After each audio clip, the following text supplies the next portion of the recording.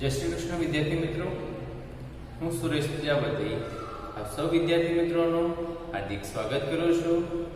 आपणे धोरण 10 विज्ञान विषयनी अंदर छेल्ले आपणे वक्री भवनांक विषे भण्या हता। तो के वक्री भवननुं जे मूल्य छे ए मूल्यने शुं कहेवामां आवे छे, वक्री भवनांक कहे छे तेम आपणे शीख्युं हतुं। बराबर छे। एना बे प्रकार पण भण्या हता। तो विद्यार्थी मित्रों हवे आपणे एनाथी थोड़ा आगळ जईए। आगळ हवे आवे छे के लेंस। शुं आवशे? लेंस। एक वस्तु खास ध्यान राखજો विद्यार्थी मित्रों कि अगाऊ આપણે શું ભણી ગયા? અરીસાઓ ભણી ગયા છે। શું ભણ્યા છે? અરીસા। અરીસાની અંદર શું થાય છે? પ્રકાશનું પરાવર્તન થાય છે। એટલે કે અહીંયાથી પ્રકાશના કિરણો આયા તે અથડાઈને શું જાય છે? પાછા જતા હતા। શેની અંદર? અરીસાની અંદર।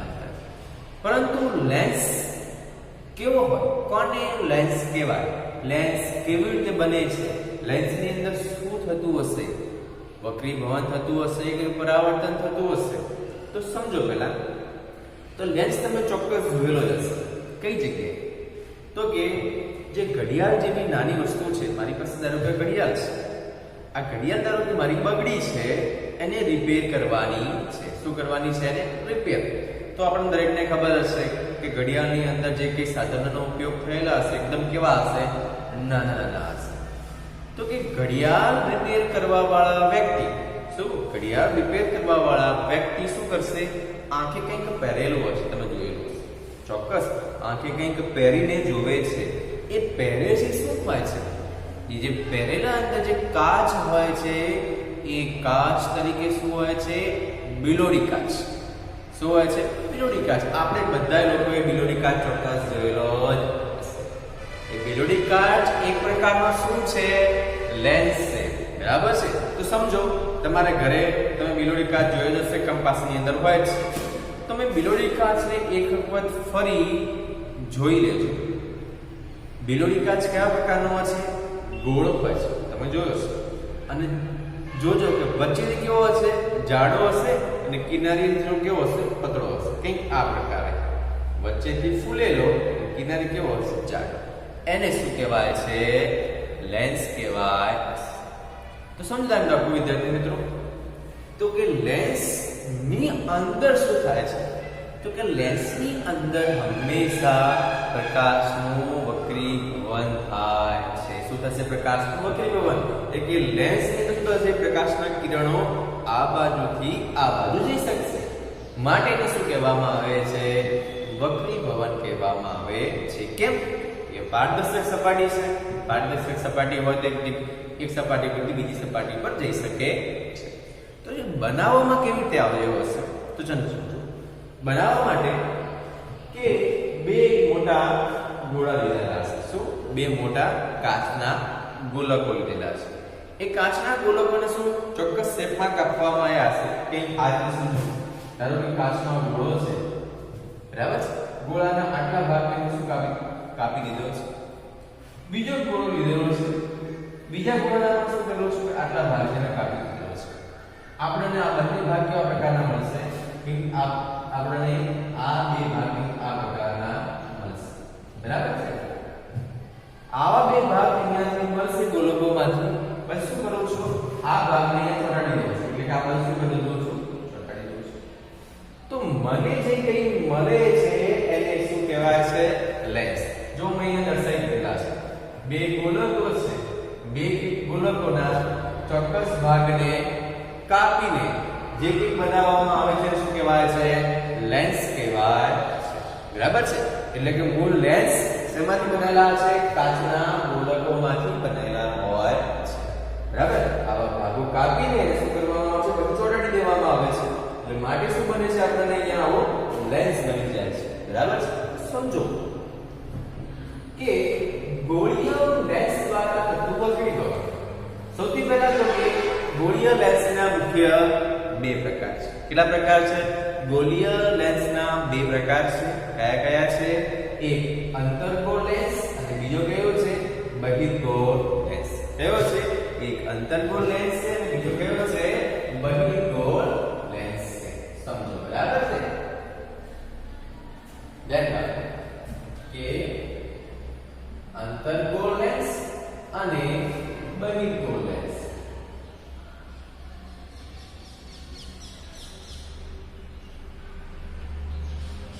હવે વિદ્યાર્થી મિત્રો સમજો કે બહિર્ગોળ લેન્સ એટલે શું અને અંતર્ગોળ લેન્સ એટલે શું.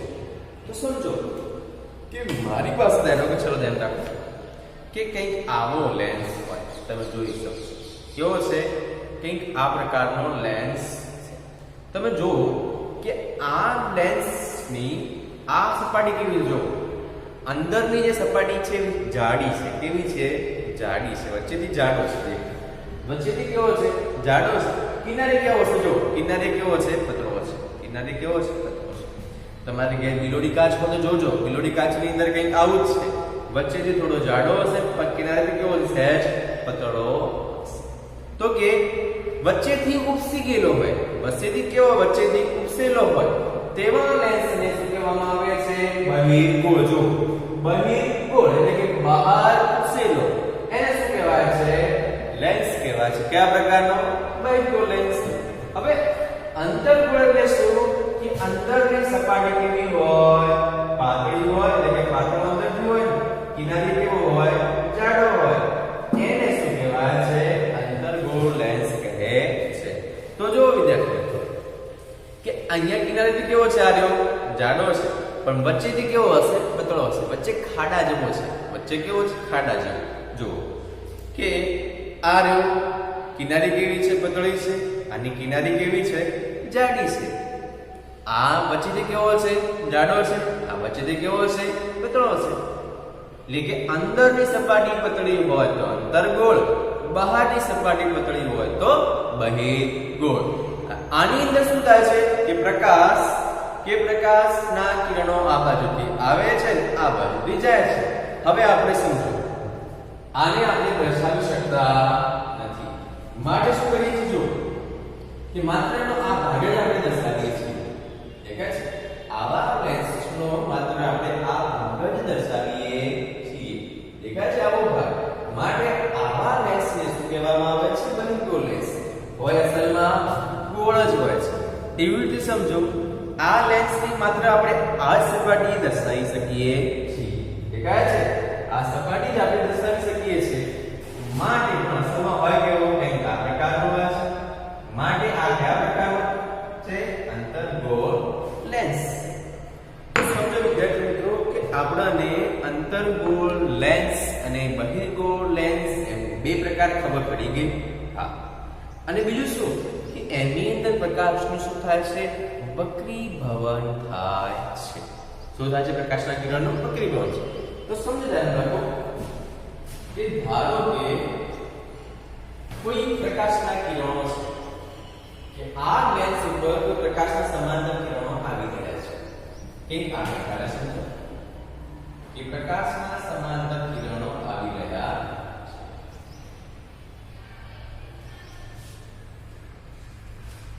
સમાંતર કિરણો હવે લેન્સ દ્વારા શું થશે, એનું વક્રીભવન થશે. કે લેન્સ દ્વારા એનું વક્રીભવન થતા કોઈ એક જગ્યાએ શું થાય છે, ભેગા થાય છે. દેખાય છે, વક્રીભવન થયા પછી પ્રકાશના કિરણો કોઈ એક જગ્યાએ કેન્દ્રિત થાય છે. કેવા થાય છે, કેન્દ્રિત થાય છે. તો સમજો વિદ્યાર્થી મિત્રો કે કેન્દ્રિત પ્રકાશના કિરણો એટલે શું અને વિકેન્દ્રિત પ્રકાશના કિરણો એટલે શું. તમે જોયું કે સમાંતર પ્રકાશના કિરણો કોઈ એક જગ્યાએ ભેગા થાય છે. એટલે જો એક જગ્યાએ કોઈ ભેગા થતા હોય, દેખાય છે ને, પ્રકાશના કિરણો જાણે કે આ બિંદુએ ભેગા થતા હોય એવું તમને લાગે. માટે આવા પ્રકાશના કિરણો કેવા કહેવાય, કેન્દ્રિત પ્રકાશના કિરણો કહેવાય છે. અને આને બીજું કેવું હોય તો અભિસરણ પણ કહી શકાય છે. શું કહી શકાય છે, અભિસરણ. એવું રીતે સમજાવો કે વિકેન્દ્રિત પ્રકાશના કિરણો કેન્દ્રમાંથી ક્યાં જતા હોય, દૂર જતા હોય. કેન્દ્રથી ક્યાં જતા હોય, દૂર જતા હોય છે. જેને શું કહેવાય છે, વિકેન્દ્રિત પ્રકાશના કિરણો કહે છે. અને બીજું કેવું હોય શું કહી શકાય છે, અપસરણ પણ કહી શકાય છે. શું કહેવાય, વિકેન્દ્રિત, અપસરણ, કેન્દ્રિત, અભિસરણ કહેવાય. તો અહીંયા પ્રકાશના કિરણો શું થાય છે, કેન્દ્રિત થાય છે. કોઈ બિંદુએ શું થાય છે, કેન્દ્રિત. માટે બહિર્ગોળ લેન્સને બીજું કેવું હોય તો આના આધારે શું કહી શકાય છે? અભિસારી લેન્સ પણ કહેવાય છે. ખાસ એક માર્ક માટે આઈએમપી પ્રશ્ન છે. શું કે બહિર્ગોળ લેન્સને બીજું શું કહી શકાય છે? અભિસારી લેન્સ પણ કહી શકાય.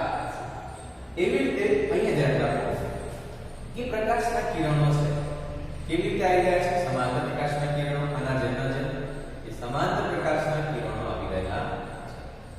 આવી રીતે પ્રકાશના સમાંતર કિરણો આવે.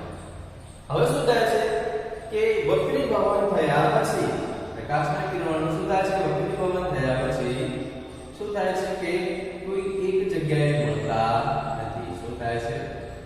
આવી રીતે દૂર ભાગે છે, દેખાય છે, કોઈ જગ્યાએ ભેગા થતા નથી. પરંતુ જેને પાછળ લંબાવું, શું તેને કરું છું? પાછળ લંબાવું છું. આવી રીતે દેખાય છે. તો કે આ બિંદુમાંથી ઉદ્ભવતા હોય તમને એવું લાગે છે, આ બિંદુમાંથી નીકળતા હોય ને એવો તમને ભાસ થાય છે. દેખાય છે? આ બિંદુમાંથી નીકળતો હોય તેવો તમને ભાસ થાય છે. તો અહીંયાથી પ્રકાશના કિરણો ઉદ્ભવે છે જેને શું કહેવાય છે? વિકેન્દ્રિત. અવસરના આધારે બીજો પ્રકાર કેવો છે? બીજું નામ કેવું છે? અંતર્ગોળ ને બીજું કેવું હોય તો અપસારી લેન્સ કહે છે. શું કહેવાય છે? અપસારી લેન્સ પણ કહેવામાં આવે છે. આ પણ એક માર્ક માટે આઈએમપી છે.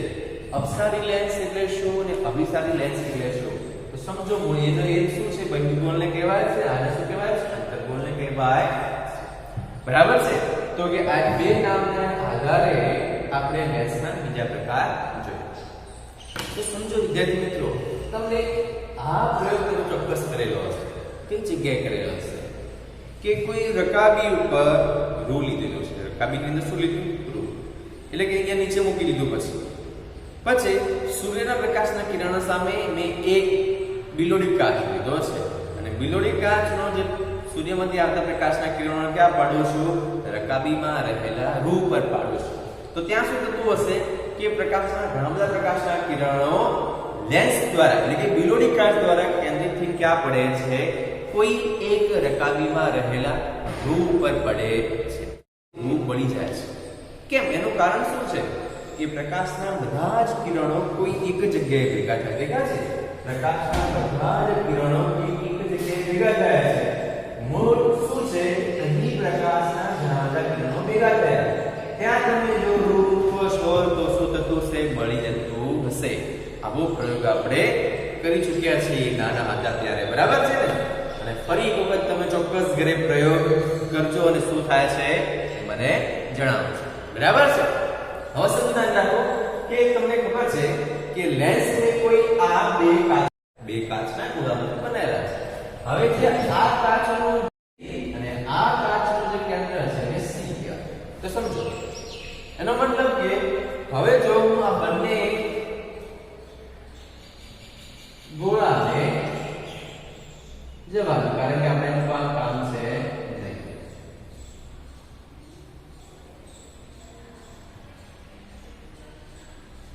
કઈ આ પ્રકારનો મને લેન્સ મળે તો સમજી દેખાય છે આ લેન્સની અંદર બે વક્ર સપાટી હશે. એક આ બાજુની વક્ર સપાટી છે, એક આ બાજુની વક્ર સપાટી છે. તમે પ્રકાશના કિરણો આ બાજુથી પસાર કરી શકો છો અને આ બાજુથી પ્રકાશના કિરણો પસાર કરી શકો છો. આ લેન્સની અંદર આ બાજુથી પ્રકાશ પસાર થાય છે, આ બાજુથી પસાર થઈ શકે છે. માટે બંને સપાટી કેવા પ્રકારની છે? પરાવર્તક વક્ર ગમનકારક સપાટી છે. કેવા પ્રકારની? વક્ર સપાટીઓ છે. તો ધારો કે ચલો બે સી છે તો એકને C1 નામ આપવાનું, બીજાને શું આપવાનું? C2 નામ આપવાનું. એનો મતલબ કે શું? કે જેને શું કહેવાય છે? વક્રતા કેન્દ્ર કહે છે. વક્રતા કેન્દ્ર એટલે શું? C. તો કે કેમ બે C? કારણ કે એને બે વક્ર સપાટી આવેલી હોય છે. બે વક્ર સપાટી આવેલી છે તો એકનું નામ C1 હશે અને એકનું નામ શું હશે? C2. બરાબર છે? જે શું છે? વક્રતા કેન્દ્ર આપણે અગાઉ ભણ્યા છે. વક્રતા કેન્દ્રમાંથી એક કાલ્પનિક રેખા પસાર થાય છે. હોતી નથી, આપણે સમજવાનું છે કે એક કાલ્પનિક રેખા પસાર પસાર થાય છે એક કાલ્પનિક રેખા કે જેને શું કહેવામાં આવે છે, આને શું કહેવાય છે, કાલ્પનિક રેખાને મુખ્ય અક્ષ. શું કહેવાય છે? મુખ્ય અક્ષ કહે છે. બરાબર છે? તો સમજો આપણી પાસે C1 અને C2 બે આઈડિયા છે. હવે સમજો પ્રકાશીય કેન્દ્ર O, જેને ઇંગ્લિશમાં ઓપ્ટિકલ સેન્ટર કહે છે, કે આ લેન્સના જે સેન્ટરમાં હોય છે એને શું કહેવામાં આવે છે? O કહેવામાં આવે છે. શું કહેવાય છે? પ્રકાશીય કેન્દ્ર, જેને ઇંગ્લિશમાં ઓપ્ટિકલ સેન્ટર કહે છે. બરાબર છે? આ બધાનો આપણે ઉપયોગ કરવાનો છે. કઈ જગ્યાએ પ્રતિબિંબ કઈ જગ્યાએ મળશે, કેવા મળશે, એની અંદર ખાસ કરવાના છે. યાદ રાખજો. ચલો, મુખ્ય કેન્દ્ર F. કઈ જગ્યાએ મુખ્ય કેન્દ્ર F? સમજો કે પ્રકાશના સમાંતર કિરણો જે જગ્યાએ ભેગા થતા હોય એને શું કહેવામાં આવે છે? મુખ્ય કેન્દ્ર F કહે છે. અને આપણે દરેકને ખબર છે કે મુખ્ય કેન્દ્ર F કોની વચ્ચે હશે? O અને C ની એક્ઝેક્ટ વચ્ચે હશે. ધારો કે ચલો આપણી પાસે, હું સમજી દઉં કે ધારો કે મારી પાસે અહીંયા શું છે? F અહીંયા છે અને આનો F કઈ જગ્યાએ છે? અહીંયા છે. બરાબર? આ બાજુ પ્રકાશના કિરણો પસાર કરો તો અહીંયા ભેગા થતા હશે, અને આ બાજુથી પસાર કરો તો ધારો કે કઈ જગ્યાએ ભેગા થાય છે? અહીંયા ભેગા થાય છે. એટલે કે આનું નામ F1 આપી દઉં છું, આનું નામ શું આપી દઉં છું? F2. બંને બાજુથી પ્રકાશના કિરણો પસાર થઈ શકે છે માટે. ચલો, આપણને C1 મળી ગયું, F1 મળી ગયું, F2 મળી ગયું, C2 મળી ગયું. હવે આપણે ચલો કેન્દ્ર લંબાઈ F. શું છે કેન્દ્ર લંબાઈ F? કેન્દ્ર લંબાઈ F એટલે શું? કે O અને F વચ્ચેના અંતરને શું કહેવાય છે? O અને F1 વચ્ચેના અંતરને કેન્દ્ર લંબાઈ F કહે છે. બરાબર છે? એવી રીતે આ બાજુ પર શું કહેવાય છે? કેન્દ્ર લંબાઈ F કહે છે. એટલે કે F1 અને O વચ્ચેના અંતરને શું કહેવાય? કેન્દ્ર લંબાઈ F. તો સમજો ધ્યાન એક મિનિટ. ધારો કે ચલો અહીંયા C1 છે, અહીંયા F1 છે, અહીંયા O છે. હવે આપણને દરેકને ખબર છે કે F1 શું છે? O અને C1 નું એક્ઝેક્ટ મધ્યમાં છે, એક્ઝેક્ટ વચ્ચે આવેલું છે. અને આને શું કહેવાય છે? Small f. આટલા અંતરને શું કહેવાય? કેન્દ્ર લંબાઈ કહે છે. તો આ f છે, આ પણ શું છે? આટલું પણ શું કહી શકાય? તમે f કેવું હોય તો કહી શકાય છે. આ પણ કેન્દ્ર લંબાઈ છે, આ પણ શું છે? કેન્દ્ર લંબાઈ જ કહેવાય છે. કેમ કે બંને કેવા છે? સરખા છે. કેમ કે f1 શું આવેલું છે? વચ્ચે જ આવેલો છે. માટે તમે C1 ને બીજું કઈ નામ આપવું હોય તો 2f પણ આપી શકો છો. એટલે કે તમે C1 ને બીજું નામ શું આપી શકો છો? 2f. અને C2 નું પણ તમે બીજું નામ આપી શકો છો, 2f પણ આપી શકો છો. કેમ? આ f અને f એટલે 2f. આ બાજુનું 1 છે તો 2f1, આ બાજુનું 2f2 થઈ ગયું. બરાબર છે? હું શોર્ટમાં શું, જે C છે એ 2f1 છે અને C2 છે એ 2f2 છે. બરાબર છે? તો સમજી લો, આપણને આટલું વસ્તુ ખાસ આવડતું હોવું જોઈએ. અને બીજું શું આવડતું હોવું જોઈએ? એક સૂત્ર છે. કયું સૂત્ર છે?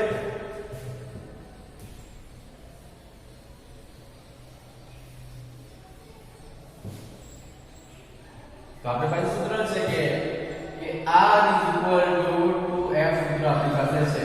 R શું છે? કે વક્રતા ત્રિજ્યા O અને C વચ્ચેના અંતર દેખાય છે. આ O અને C વચ્ચેના અંતરને શું કહેવાય છે? વક્રતા ત્રિજ્યા R કહે છે. આ બાજુ પણ શું છે? O અને C વચ્ચેના અંતરને શું કહે છે? વક્રતા ત્રિજ્યા R કહે છે. આટલા અંતરને R કહેવાય, આટલા અંતરને પણ શું કહેવાય?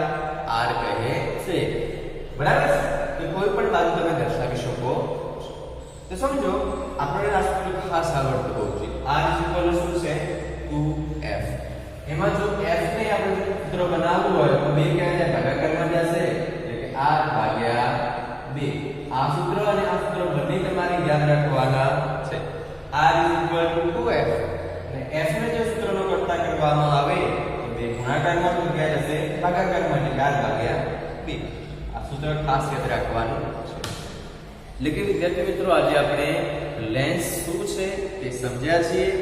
લેન્સના અમુક આપણે રાશિઓ પણ જોઈ છે, જેનો આપણે પ્રતિબિંબમાં ઉપયોગ કરવાનો છે. તો વિદ્યાર્થી મિત્રો તમે ઘરેથી શું લખશો હોમવર્કની અંદર તો સમજો. ઘરેથી તમારે કે લેન્સ ના પ્રકાર એટલે શું, લેન્સના બે પ્રકાર વિશે લખવાનું છે અને નીચેના દોરવાના પણ છે. બરાબર છે. બીજું શું આ લખવાની જરૂર છે.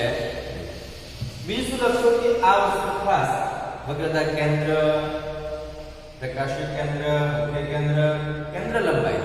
અને બીજું એક વસ્તુ ખાસ રહી ગયું છે ધ્યાન રાખો કે લેન્સના આગળથી માંડીને આટલા ભાગને શું કહેવાય છે અને દર્પણ લેન્સ કહે છે અથવા તો લેન્સનું મુખ કહે છે. શું કહેવાય છે?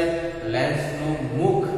એટલે એની લંબાઈ, જે લેન્સની લંબાઈ છે એને શું કહેવાય છે? એનું મુખ કહેવામાં આવે છે. બરાબર છે. તો સમજો આ દરેક વસ્તુ તમારે નોટની અંદર વ્યવસ્થિત વ્યાખ્યાઓ સાથે લખવાનું. બરાબર છે. અને બીજું આપણે ખાસ કાલે ભણીશું. કાલે આપણે એના પ્રતિબિંબો